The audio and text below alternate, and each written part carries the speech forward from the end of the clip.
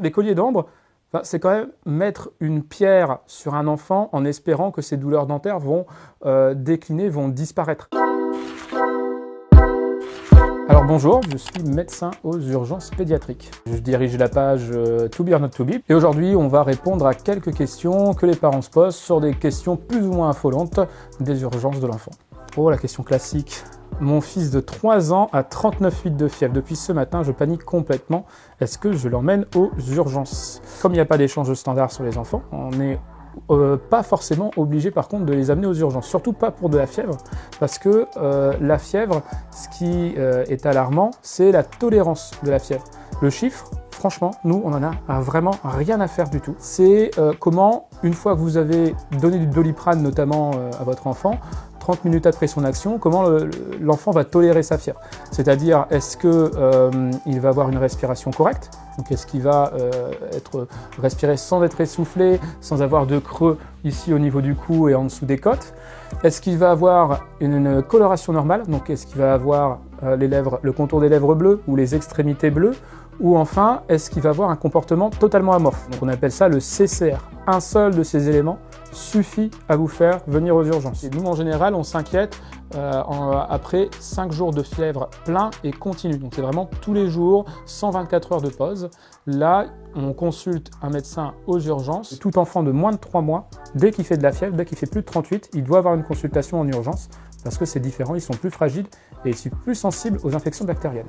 Ma fille est tombée à vélo et ma belle-mère m'a dit de lui filer de l'homéopathie. Est-ce que ça marche ou ça a le même effet qu'un bisou magique? L'homéopathie, c'est une sorte de placebo, hein, on va être clair, et ça n'a aucune vraie utilité. Il n'y a aucun principe actif, donc c'est pas moi qui vais dire de donner de l'homéopathie. Par contre, le bisou magique, eh ben, sachez que ça fonctionne. Ça va employer la théorie du get control. Alors je dis bisou magique, mais ça peut être frotter ou souffler sur le bobo. En gros, le fait est que l'information frottée va arriver plus vite au cerveau que l'information douleur. Et donc, ils vont entrer en concurrence et ça va apaiser légèrement la douleur. La fameuse pommade arnica, en fait, c'est un placebo total. Ça n'a rien à voir avec un médicament, mais c'est juste que l'effet de frotter va faire moins mal. Mon fils a bu la tasse dans son bain. J'ai appris sur Internet qu'il pouvait faire une noyade sèche. C'est quoi ce truc? Mais oui, mais c'est quoi ce truc? La noyade sèche, en fait, c'est une fake news qui s'est développée. Un enfant qu'on appellera Brandon est parti se faire une brasse coulée à la piscine. Il a bu la tasse. Quelques jours plus tard, Brandon est décédé de façon subite. Une partie des journaux américains se sont empressés de reprendre cette information en disant « Ah, il a bu la tasse et il est mort ». C'est ce qu'on appelle une noyade sèche, une noyade qui va être à retardement avec un minimum d'eau qui est resté dans les poumons. La vérité en fait a été que Brandon, quand il a eu son autopsie, il avait une pathologie cardiaque sous-jacente. Donc en fait c'est ça qui a tué l'enfant et absolument pas la noyade sèche. Ça a même été popularisé par certaines séries qui n'ont pas fait attention à ce qui se passait. Et on a beau lui dire à chaque fois que la noyade sèche n'était pas une réalité médicale, qu'on a tous bu la tasse et que moi personnellement je serais mort 17 fois depuis si jamais la noyade sèche existait. Il faut le surveiller, il n'y a pas un instant où vous ne devez pas être proche de lui pour voir justement vérifier qu'il n'y a pas de risque de noyade, de vraie noyade. Et en gros, c'est dans l'heure qui va suivre la baignade, s'il y a vraiment eu noyade à proprement parler, là il y aura des signes, une détresse respiratoire, une toux qui ne s'arrête pas et qui ne fait que s'amplifier, ça sera évident. Mais il ne va pas décéder 2-3 jours plus tard comme ça d'un coup. On m'a offert un collier d'ambre pour les poussées dentaires, j'en bégaye. C'est dangereux ce truc. Est-ce qu'on va le retrouver étouffé dans son berceau? Alors je force le trait, hein, mais ça arrive vraiment.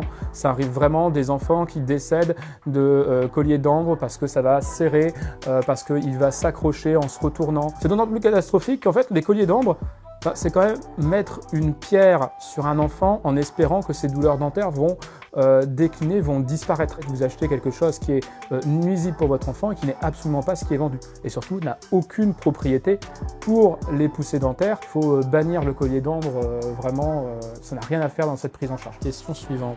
Mon enfant de 4 ans refuse de manger depuis 2 jours. Il va très bien, mais impossible de lui faire manger autre chose que du jambon et du chocolat.